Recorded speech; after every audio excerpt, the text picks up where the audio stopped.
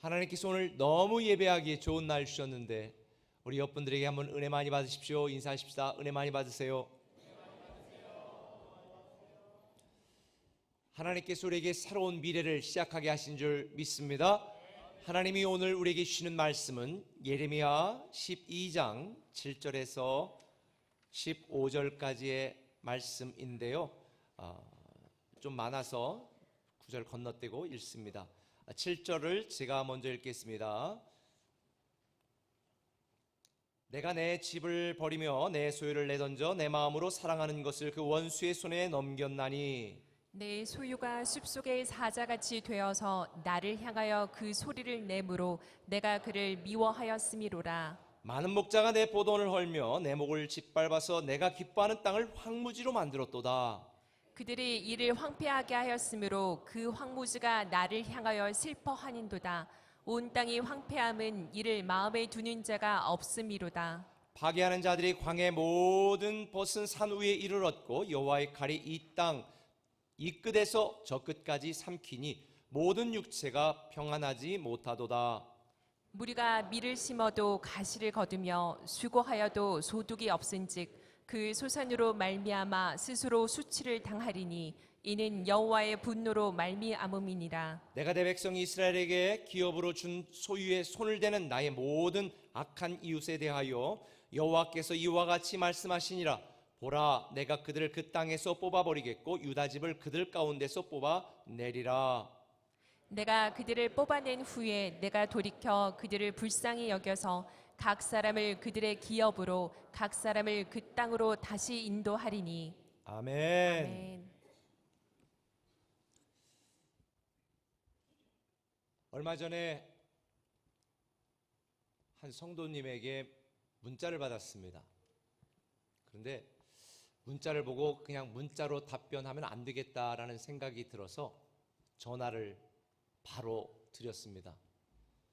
그랬더니 막 우시면서 말씀을 하시는 거예요. 무슨 일이십니까? 우리 중학교 다니는 애 때문에 너무 속상해서요. 목사님, 가슴이 무너지고 너무 힘들어서 죽을 것만 같아요 라고 전화를 하시는 거예요. 그래서 제가 여러 가지 상담을 하고 또 말씀을 드리고 저도 위해서 함께 기도하겠다고 그렇게 답변을 드렸습니다. 그 주간에 우리 교직원들 식사를 하면서 우리 중등부를 담당하는 교역자에게 제가 물었습니다. 자네는 1년 중에 몇 번이나 우리 중학교 학생들 부모님들에게 울면서 하는 전화를 받아봤어? 그랬더니 많이 받습니다. 올해도 4번이나 받았습니다 라고 답변을 하더라고요. 사실 우리 인생을 살면서 많은 사람들이 참 슬픈 일을 경험할 때가 많습니다. 자식 때문에든지 또 우리가 하는 사업 때문이든지 관계 때문이든지 여러 가지 속상한 많은 일이나 사건이나 사고 때문에 우리는 슬픔 중에 빠질 때가 참 많습니다. 만일 여러분들 중에 나는 지금까지 살면서 한 번도 슬픈 적이 없다, 그럼 여러분 심장에 손을 대보세요. 인간이 아닙니다. 분명히 인간이라면 슬프게 되어 있습니다. 저는 기질이 우울질이기도 하지만 사실 별로 기쁠 때가 없습니다. 그런데 목회를 하다 보면 참 슬플 때가 참 많이 있습니다. 만일 하나님이 저를 위로해 주시고 하나님이 저에게 그래도 다시 시작하도록 새 힘 주심을 제가 경험하지 못했다면 저는 벌써 목회를 그만뒀을 거라고 저는 생각을 합니다. 혹시 지금 여러분들 중에 남에게 말 못할 슬픔이나 아픔이 있다면 이 시간에 하나님의 위로하심과 새 힘 주심이 임하기를 예수님의 이름으로 축원합니다. 특별히 요즘 우리 국가적으로도 참 많이 슬픈 일들이 일어나는 것 같습니다. 가족들과 할아버지와 부모님과 함께 여행을 갔다가 갑자기 배사고로 목숨을 잃은 이 헝가리 유가족들의 그 마음은 얼마나 슬프겠습니까? 사랑하는 사람이 이 세상을 먼저 떠난다는 건 경험해보지 않은 분들은 정말 알 수 없는 깊은 큰 슬픔입니다. 뿐만 아니라 멀쩡히 도로를 가고 있는데 조현병 환자가 역주행을 해서 목숨을 잃게 되어지는 그 예비 신부의 가족들의 심정은 오죽할까. 그래서 저는 우리나라에 정말 슬픔 중에 있는 많은 분들에게 이런 하나님의 큰 위로하심이 임하기를 저는 요즘 기도할 때마다 간절히 간구하고 있습니다. 저는 요즘 정치를 보든지 사회를 보든지 교회 현실을 보든지 여러 가지 상황을 볼 때 정말 슬픔 치료제가 알약으로 나왔으면 좋겠다, 이런 생각을 하게 되어집니다. 알약 하나 먹으면 슬픔이 딱 사라지고 기쁨이 생긴다면 얼마나 좋을까. 사실 우울한 분들에게 처방하는 그 우울증 치료제 중에 사실 일명 행복약이라고 불리는 그런 약도 있긴 있습니다만, 그걸 먹는다고 해서 우리가 기뻐지는 건 아닙니다. 요즘 한국 사회에 주부, 학생 할 거 없이 이 마약이 너무 급속도로 퍼져가는 것은 그만큼 우리가 살아가고 있는 인생의 삶이 슬프고 힘들고 괴롭고 현실을 잊고 싶기 때문이 아닐까라는 추측을 해보게 되어집니다. 사실 성경 시편 90편 10편을 보면 이렇게 이야기를 합니다. 우리의 연수가 70이요 강건하면 80이라도 그 연수의 자랑은 수고와 슬픔이라. 우리가 70, 80을 살지만 그걸 한마디로 말하면 수고와 슬픔. 성경이 정의하는 인생은 수고와 슬픔입니다. 물론 죄 때문에 이 땅에 오게 되었는 것입니다. 그래서 덴마크 속담에 보면 방 안에 기쁨이 있을 때 슬픔은 대문 밖에서 기다린다, 그런 속담도 있습니다. 인생은 수고와 슬픔입니다. 우리가 살아가는 동안에 수없이 크고 작은 슬픈 일들을 만나게 됩니다. 저도 마찬가지입니다. 내가 미워했던 자가 떠나가면 시원하지요. 그런데 목숨 걸고 기도하고 사랑하고 은혜를 베풀었던 자가 배신을 할 때는 그런 슬픔은 사실 감당하기가 쉽지가 않습니다. 그러나 우리가 슬픔 속에서 슬퍼하다가 우리의 인생을 끝낼 수는 없습니다. 이 슬픔은 반드시 극복해야 되며 극복될 수 있음을 믿으시길 바랍니다. 왜냐하면 우리는 왕의 자녀이고 위대한 하나님의 상속자이기 때문에 우리에 대한 슬픔과 수고는 하나님의 본심이 아니라고 말씀하시며, 우리에 대한 하나님의 계획은 기쁨을 회복하는 것, 하나님의 기쁨이 되는 것, 그리고 이 땅의 주 안에서 평안과 행복을 누리는 것이 하나님의 우리에 대한 계획이라고 분명히 말씀하고 있습니다. 그래서 성경에도 보면 하나님은 제 대신 화관을 우리에게 반드시 씌워줄 것이다, 합력하여 선을 이루게 만들 것이다, 마지막에 웃게 만들 것이다, 이렇게 약속하고 있는 줄 믿으시면 아멘. 저는 저와 여러분들 슬프고 답답하고 힘든 인생 가운데 그걸 반드시 극복하시고 극복될 수 있으심을 믿으시기를 예수님의 이름으로 축원합니다. 그런데 이렇게 슬픔을 기쁨으로 바꾸어 주시는 이 하나님의 은혜와 사랑을 잊고 살면서도 여전히 슬픔과 수고와 눈물과 고통 속에 있는 사람들의 이야기가 소개되고 있습니다. 오늘 본문에 등장하는 남유다 백성들의 이야기입니다. 오늘 본문 11절에 보면 이렇게 말하고 있습니다. 그들이 이를 황폐하게 하였으므로 그 황무지가 나를 향하여 슬퍼하는도다. 젖과 꿀이 흐르는 가나안 땅에 살던 이스라엘 백성들 포로로 잡혀가 황무지처럼 그들이 살던 곳은 변하였고 그들은 짐승처럼 울부짖으며 하나님 앞에 슬퍼하고 있다. 이것이 오늘 본문에 소개하고 있는 남유다 백성들의 현재의 모습입니다. 백성은 포로로 잡혀왔고 나라는 망했습니다. 대체 왜 그런 슬픔을 이스라엘 백성들은 당할 수밖에 없었을까? 이유는 간단합니다. 그들을 위하시고 그들을 사랑하시는 하나님의 손을 뿌리치고 자기들이 살고 싶은 대로 살았기 때문입니다. 그것을 성경은 죄라고 정의하고 있습니다. 예레미야 11장 8절은 말합니다. 같이 읽겠습니다. 시작. 그들이 순종하지 아니하며 귀를 기울이지도 아니하고 각각 그 악한 마음에 완악한 대로 행하였으므로 내가 그들에게 행하라 명령하였어도 그들이 행하지 아니한 이 언약의 모든 규정대로 그들에게 이루게 하였느니라. 남유다 백성들은 순종하지도 않았고 귀를 기울이지도 않았고 그 악한 마음의 완악함대로 살아가므로 그들 수고와 슬픔은 그들 자신이 자초한 것이다. 성경은 그렇게 이야기하고 있는 것입니다. 그들은 하나님의 길을 떠나 자기 길로 갔습니다. 하나님이 수많은 선자들을 통해 알게 했지만 깨닫지 못하는 영적 무지 속에 있었고, 지도자들은 알고도 영적으로 무시해버렸고, 대다수의 많은 백성들은 보고도 듣고도 알고도 믿고도 무반응했습니다. 오늘날 교회 모습과 다를 바가 하나도 없었던 것입니다. 그런데요, 이런 자기 자신들의 죄악의 결과로 슬픔과 수고와 눈물 속에 있는 백성들을 바라보신 하나님, 한동안은 내버려 두셨지만 계속 내버려 둘 수가 없었습니다. 그들의 고통당하고 눈물을 흘리며 슬퍼하는 모습을 보시고 너무 가슴이 아프셨어요.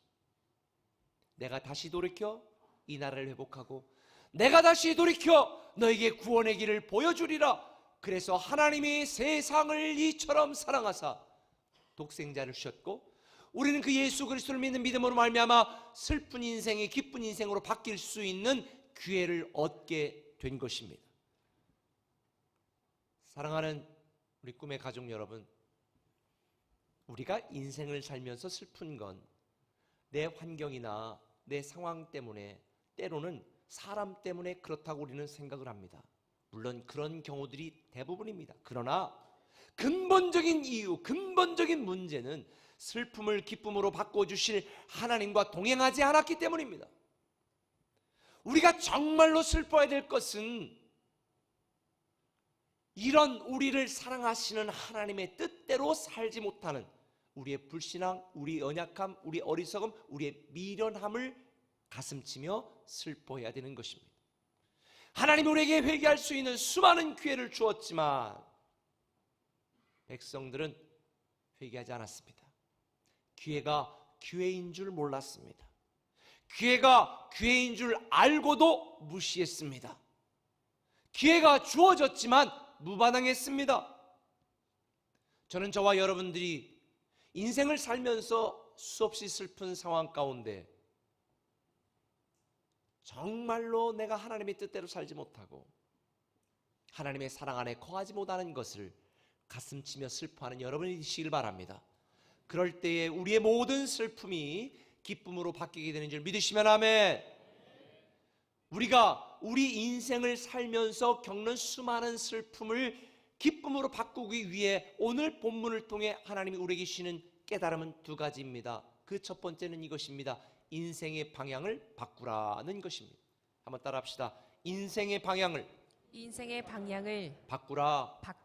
인생의 방향을 바꾸라는 것입니다. 오늘 본문 8절을 보면 이렇게 말합니다. 내 소유가 숲속의 사자같이 되어서 나를 향하여 그 소리를 내므로 내가 그를 미워하였나이다. 남유다 백성들은 자기들의 죄 때문에 슬픔을 당하면서도 이 모든 걸 하나님 탓으로 돌리고 하나님께 반항하고 하나님을 대적하고 하나님을 향하여 분노했습니다. 그러나 방향이 잘못되었습니다. 오늘 본문에 보면 내 소유라고 하나님은 표현합니다. 내 소유가 숲속의 사자같이 되었다. 내 소유라는 단어 히브리어 나할라는 상속된, 물려받은 이라는 뜻입니다. 하나님의 위대한 상속자, 하나님의 축복을 물려받은 하나님의 택한 하나님의 백성들이 숲속의 사자처럼 으르렁거리며 하나님께 반항하고 하나님께 분노하고 하나님을 대적하고 하나님께 불평하고 하나님께 원망하는데 그 분노와 원망의 대상이, 그 방향이 잘못되었다는 것입니다.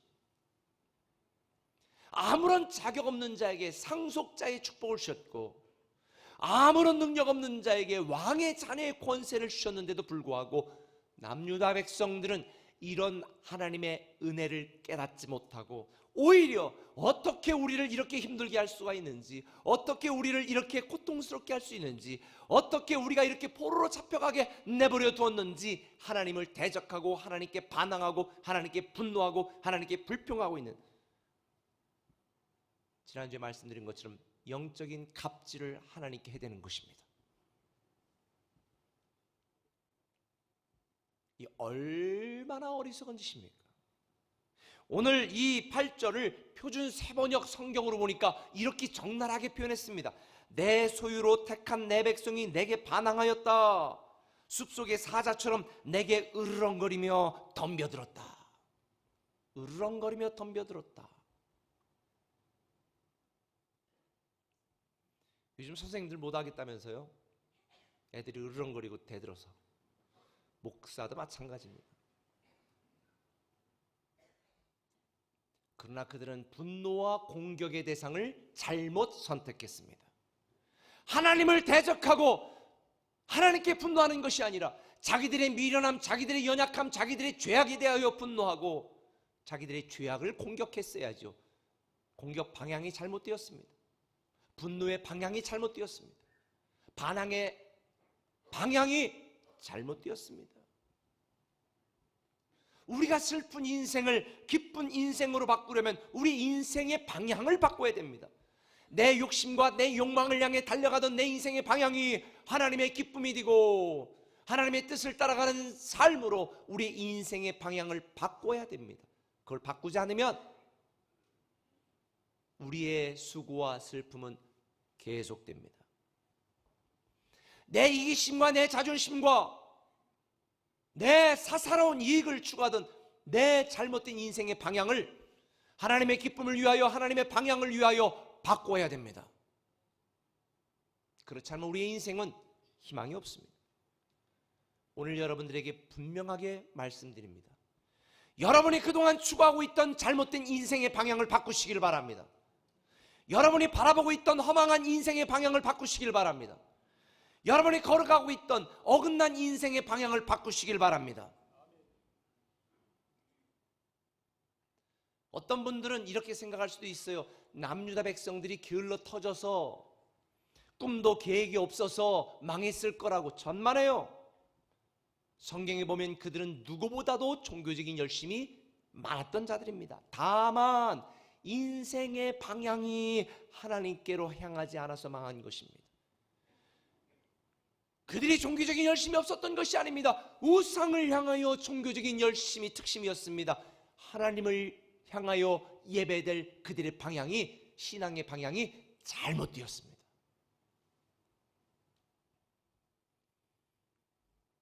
어제도 우리 20세 미만의 국가대표 축구 선수들이 아침에 일어나서 뉴스를 딱 보니까 승부차기에서 이겨가지고 4강에 올라갔더라고요. 36년 만에. 이 대단한 일입니다. 그런데 손흥민처럼 이강인처럼 볼을 잘 차는 애들이 얼마나 빨리 달리는지 몰라요. 꼭 내 옛날 모습을 보는 것 같던데. 그렇게 막 달리는데 골을 딱 넣었어. 근데 방향이 잘못됐어. 그걸 뭐라고 말합니까? 자책골이라고 말합니다.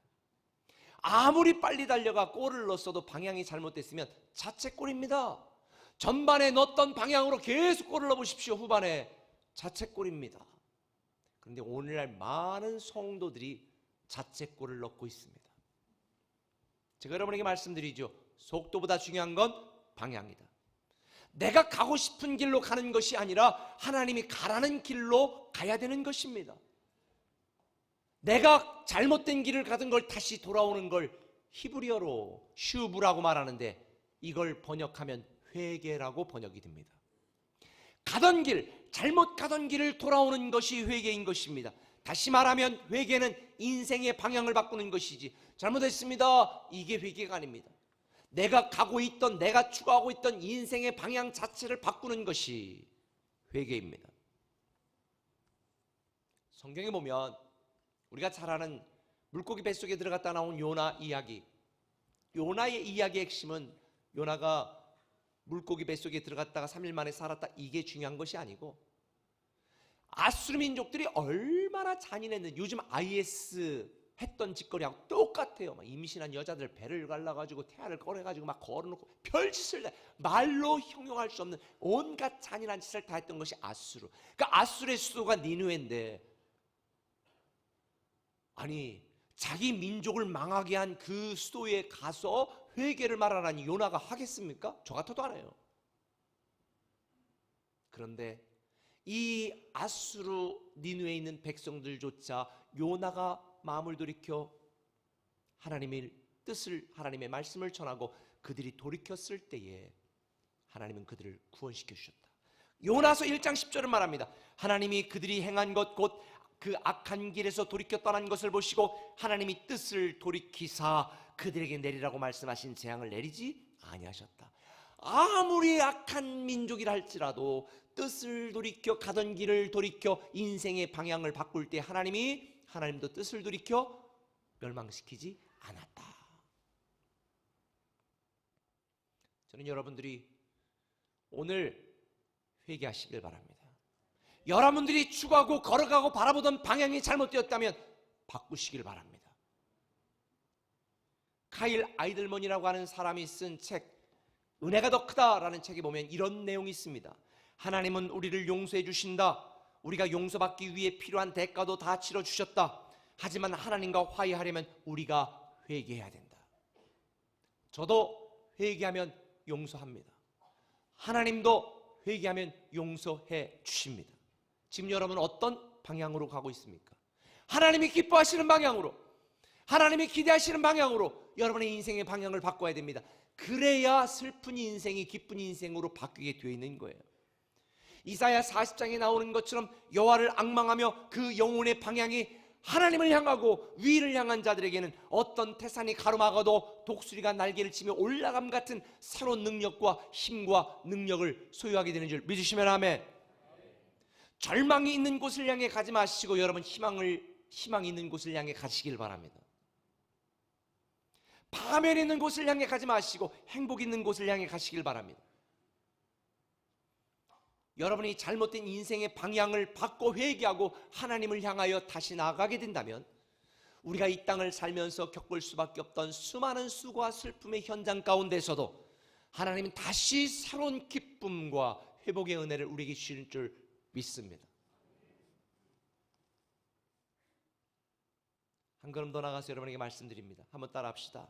일상의 방법을 바꾸라. 일상의 방법을 바꾸라. 우리의 슬픈 인생이 기쁜 인생으로 되려면요, 일상의 방법을 바꿔야 돼요. 인생의 방향만 바꾸는 것이 아니라 일상의 방법도 바꿔야 돼요. 오늘 본문 13절을 같이 한번 읽어보겠습니다. 시작.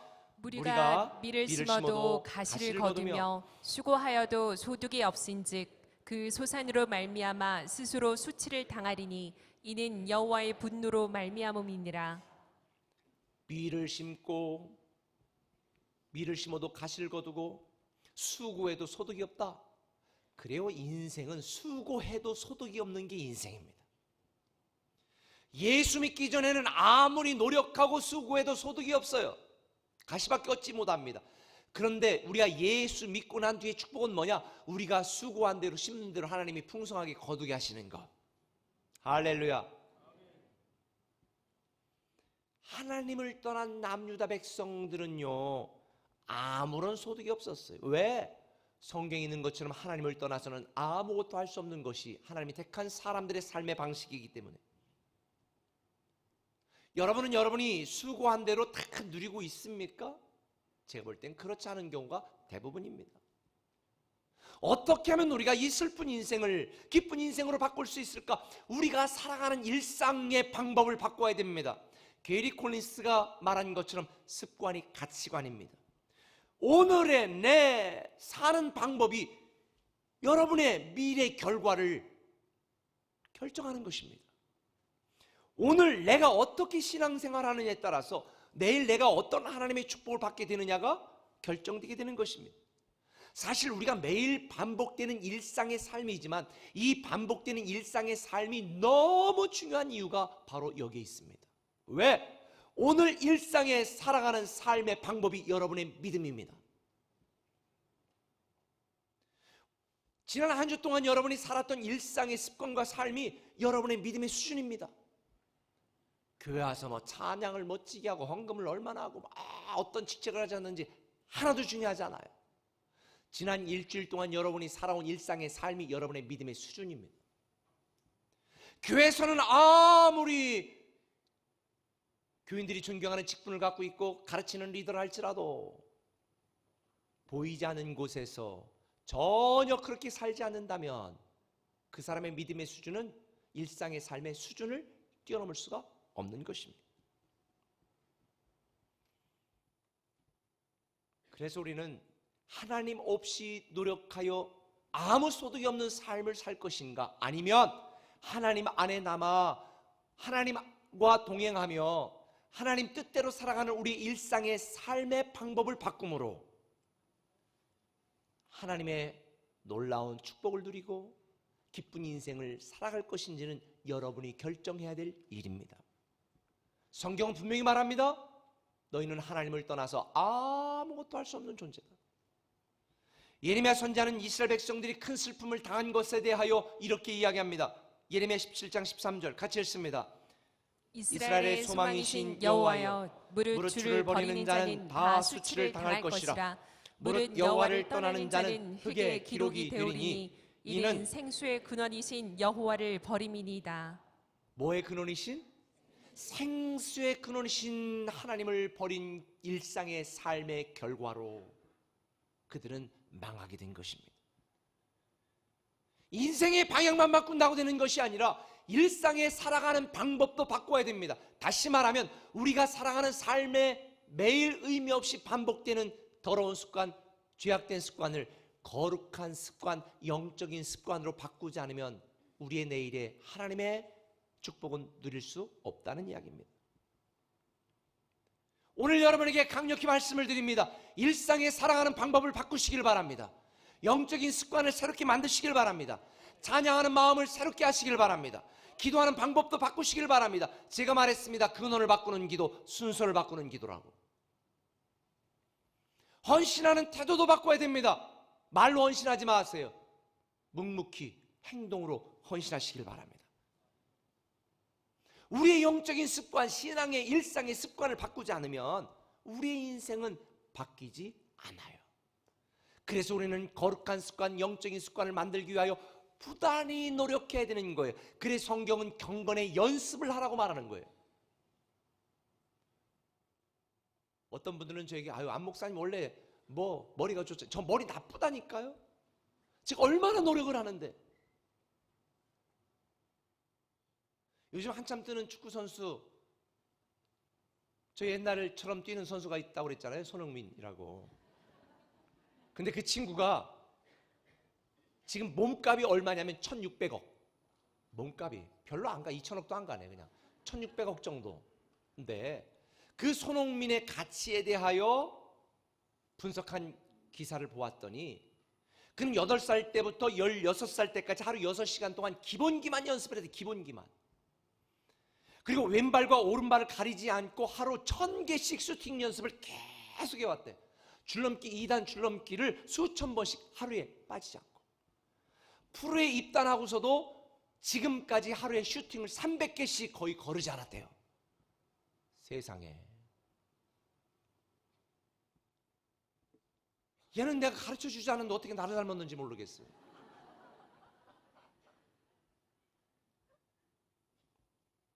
이 손흥민 선수는 축구 선수로서의 좋은 이 습관을 만들기 위해서 끊임없는 반복 훈련을 했대요. 근데 반복은 어때요? 지루하잖아요. 근데 그분이 그 글에 이렇게 표현했더라고. 손흥민은 지루함과 사랑에 빠졌다. 세상에. 지루함과, 매일 반복되는 지루함과 사랑에 빠졌다는 거예요. 제가 큰 감동을 받았습니다. 사실 성공의 가장 큰 위협은 실패가 아니라 지루함입니다. 똑같은 걸 반복하는 걸 좋아할 사람은 아무도 없습니다. 특별히 저는 못 견뎌합니다. 근데 손흥민은 이 지루함을 견뎌내고 끊임없는 반복 훈련을 했어. 그래서 이 반복 훈련을 통해 자기의 뇌와 자기의 모든 근육이 슛하는 동작을 기억하도록 만들었대요. 생각이 반응하는 것보다 몸이 반응하도록 만드는 것, 이걸 우리는 습관이라고 말해요. 신앙생활이라고 하는 것은 거룩한 습관을 만들어가는 것입니다. 제가 왜 매일마다 반복하는 RT를 강조하는 줄 아십니까? 왜 우리가 반복되어지는 예배지만 생수 예배, 주일 예배 빠지지 않고 예배에 참석하라고 말하는 줄 아십니까? 우리의 뇌와 우리의 근육과 우리의 마음과 우리의 생각이 나는 하나님의 기쁨을 위하여 계획된 존재고, 나는 하나님의 영광을 위해 살아가는 존재고, 나는 하나님 안에서만 살 때에 슬픈 인생이 기쁜 인생으로 바뀐다는 것을 우리의 뇌와 근육과 우리의 마음과 모든 핏줄까지 다 기억하도록 우리는 끊임없이 반복해야 되는 것입니다.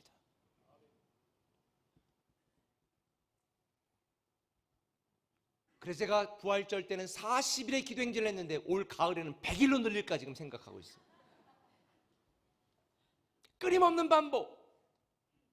야, 세상에 그 어떤 사람도 그 자기 몸값을 올리기 위해 훌륭한 선수가 되게 할 그 지루함과 사랑에 빠지며 끊임없는 반복을 하는데, 우리는 위대한 상속자 이 축복을 누리기 위하여 우리는 얼마나 거룩한 습관, 영적인 반복을 하고 있는가.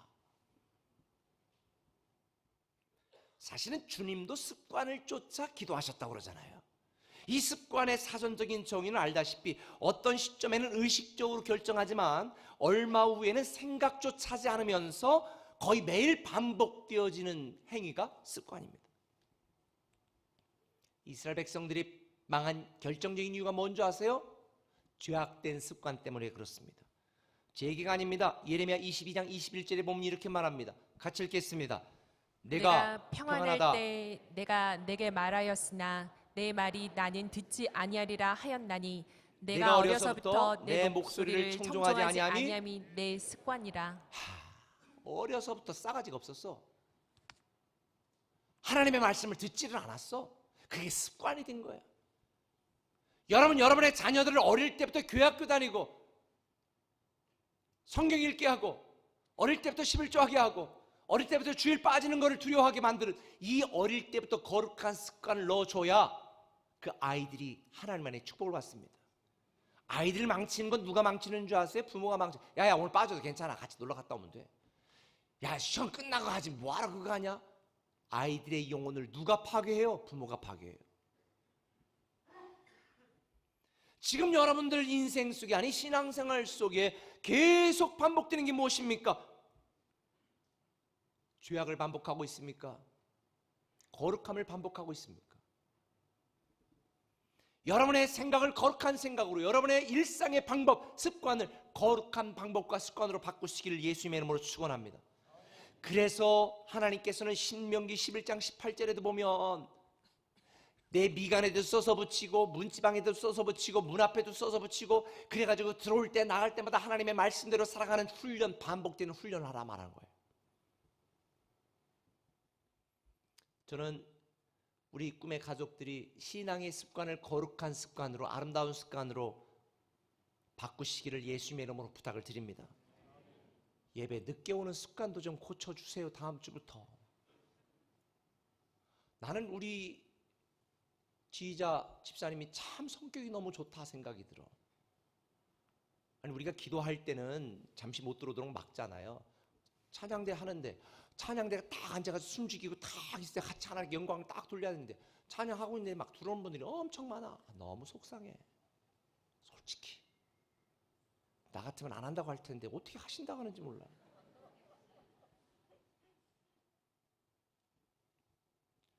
예배 시간 좋은 것도 습관이에요.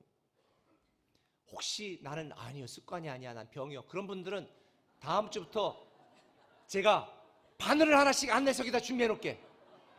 와서 졸리면 확 찍어.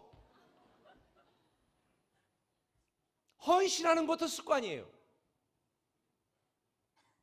감사하는 것도 습관이에요. 제가 보니까 제가 지난 금요일 날 목사님들하고 모임했는데, 야, 제가 도전 많이 받았어요.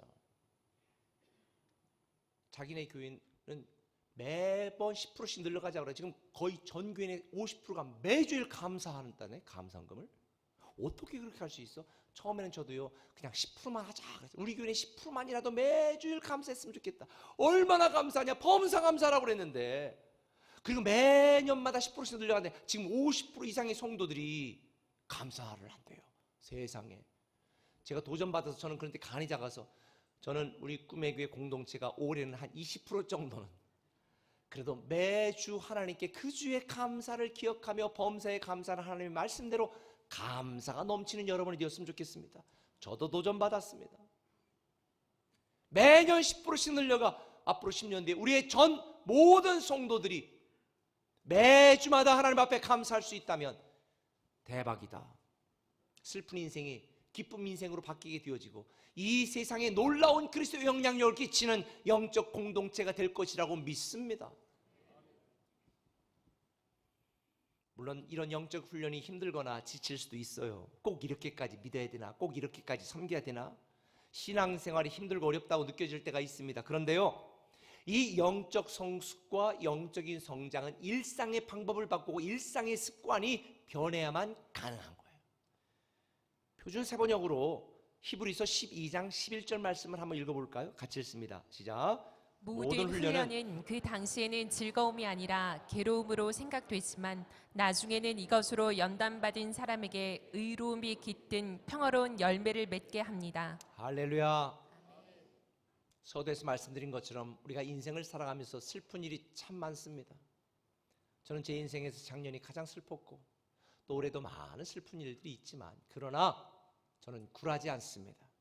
하나님의 위로하심과 하나님의 세임 주심으로 우리의 모든 슬픔은 반드시 기쁨으로 바뀌게 되는 줄 믿으시면 아멘. 오늘 본문에 보면 15절에 내가 그들을 뽑아낸 후에 내가 돌이켜 그들을 불쌍히 여겨서 각 사람을 그들의 기업으로 각 사람을 그 땅으로 다시 인도할 것이다. 하나님은요, 남주의 백성들이 자신들의 죄악으로 고통을 당하는 그 모습을 보면서 내버려 두지 않으셨어요. 그 와중에도 내 백성이라고 말합니다. 내 백성. 자기를 향하여 으렁거리고 반항하고 대적하고 포기하고 죄악으로 살아가는 그 백성들 향해 아직도 내 백성이라.